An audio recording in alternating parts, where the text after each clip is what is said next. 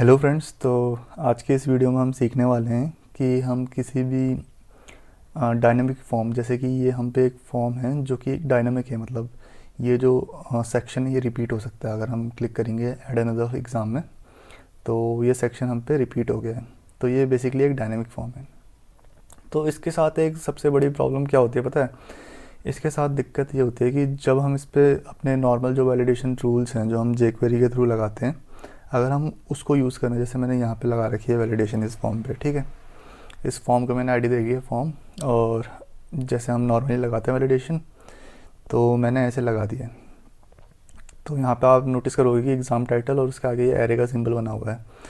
तो ये बेसिकली हमने इसलिए किया है क्योंकि ये जो हमारे फील्ड्स हैं, जैसे एग्ज़ाम और डेट, तो इसका नाम मैंने रखा है एग्ज़ाम टाइटल, इसका नाम रखा है एग्ज़ाम डेट, और ये क्योंकि मल्टीपल हैं तो हमने इसको एक एरे सिंबल उसके आगे लगा रखा है, ताकि जब यह फॉर्म सबमिट होगा तो मेरे को एग्ज़ाम टाइटल एरे के अंदर वो सारी वैल्यूज़ मिल जाएगी जो जो यहाँ पे मैंने इनपुट लिया है, ठीक है। तो बेसिकली ये सीन है। तो यहाँ पे है जैसे हमारा ये एग्ज़ाम टाइटल, ये तुमको दिख रहा होगा, ये मैंने लगा के रखा है।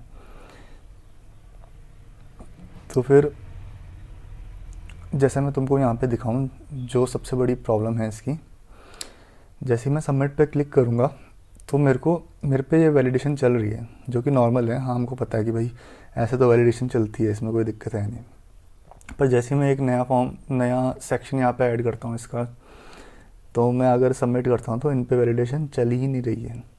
उसका रीज़न ये है क्योंकि हमने जो वैलिडेशन रूल्स हैं और जो भी वैलिडेशन मेथड्स हैं वो हमने पहले ही डिफ़ाइन कर लिए हैं।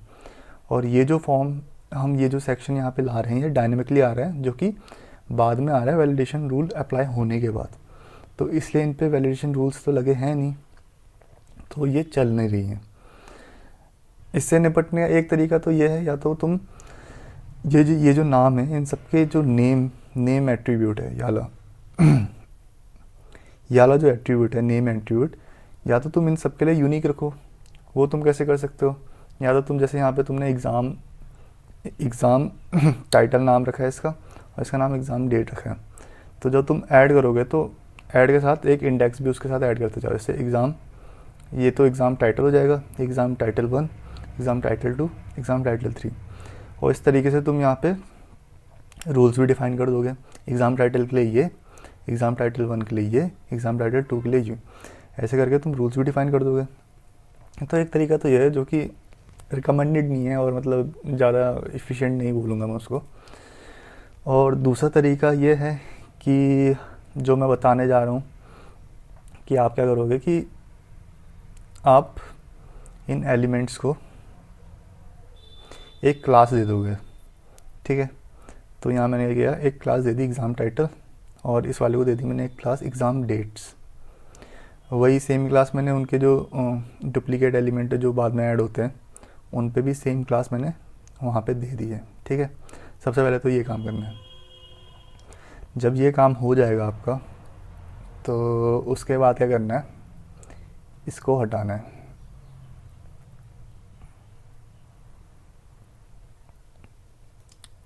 इसको हटाना है। तो मैं क्या करूँगा सबसे पहले कि मेरे को जो मैंने क्लास ऐड कर रखी है उस पर मैं वैलिडेशन रूल्स ऐड करूँगा। तो उसको मैं सबसे पहले सेलेक्ट करूँगा, डॉट एग्ज़ाम टाइटल, उसको फिर लूप करा जाएगा, डॉट ईच, एक कॉल बैक फंक्शन, यहाँ पे पहली होती है इंडेक्स और दूसरी होती है एलिमेंट, और उसके बाद मैं एलिमेंट पे रूल्स ऐड करूँगा, ऐड नहीं रूल्स, और ऐड, उसके बाद जो रूल्स है वो यहाँ पास हो जाएंगे, रिक्वायर्ड ट्रू, ठीक है।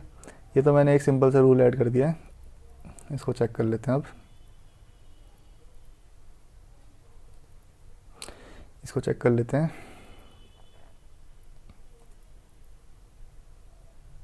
तो जैसा आप देख रहे हो कि मेरे इस एलिमेंट पे जो वैलिडेशन है वो लग चुकी है। तो अब मैं अगला क्लिक करूँगा, तो अब अभी भी नहीं चल रही है। तो इसका भी एक रीज़न है, क्योंकि वो हमने इनिशलाइज़ कर दी है पहले ही, और ये जो हमने नया एलिमेंट क्रिएट किया यहाँ पे, उस पर ये वैलिडेशन रूल अप्लाइड नहीं है, क्योंकि हमने पहले ही लूप करके जितने भी विजिबल एलिमेंट है, जो भी हमको दिख रहे थे एलिमेंट, जो हम सेलेक्ट कर पाए उस टाइम पे, उन सब पे तो वैलिडेशन रूल्स अप्लाइड हो गए। बट ये जो बाद में आया, इस पर नहीं हुआ है, ठीक है। तो पहले मैं एक काम करता हूँ, दूसरे वाले पे भी लगा देता हूँ डेट, इसी को कॉपी करूँगा, एग्ज़ाम डेट, ठीक है। हमारे दोनों एलिमेंट पे लग चुकी है। अब जो हमारी प्रॉब्लम यहाँ पे है वो है कि जो हमारे डायनेमिक एलिमेंट ऐड हो रहे हैं उन पे ये वैलिडेशन लग नहीं रही है, क्योंकि ये हमको हमारी डॉम पे ये पहले तो एग्जिस्ट कर नहीं रहे थे। तो जो पहले एग्जिस्ट कर रहे थे उन सब पे तो हमने लूप करके लगा दिया, बट क्योंकि ये नए ऐड हुए हैं तो इन पे वो वैलिडेशन है नहीं। तो इसको हम कैसे रिजॉल्व करेंगे? हम क्या करेंगे कि ये जो हमने रूल्स बनाए हैं इसको हम एक फंक्शन के अंदर रख देते हैं, फंक्शन ऐड वैलिडेशन रूल्स, ठीक है। मैंने एक बना दिया फंक्शन, उसको मैंने डाल दिया इसके अंदर।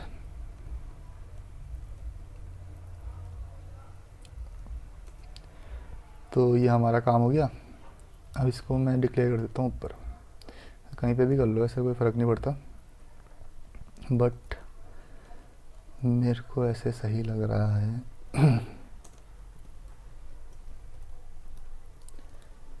ठीक है, ये मैंने ऐड किया, सबमिट किया, अभी भी चल रहा है, कोई दिक्कत नहीं है।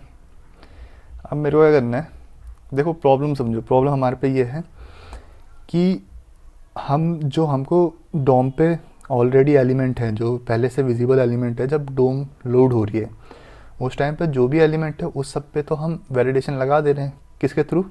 इसके थ्रू हम कर रहे हैं, हर एलिमेंट को लूप कर रहे हैं, और जो भी हमको एलिमेंट दिख रहा है उस टाइम पे डोम पे, हम उस पर रूल्स ऐड कर दे रहे हैं, ठीक है।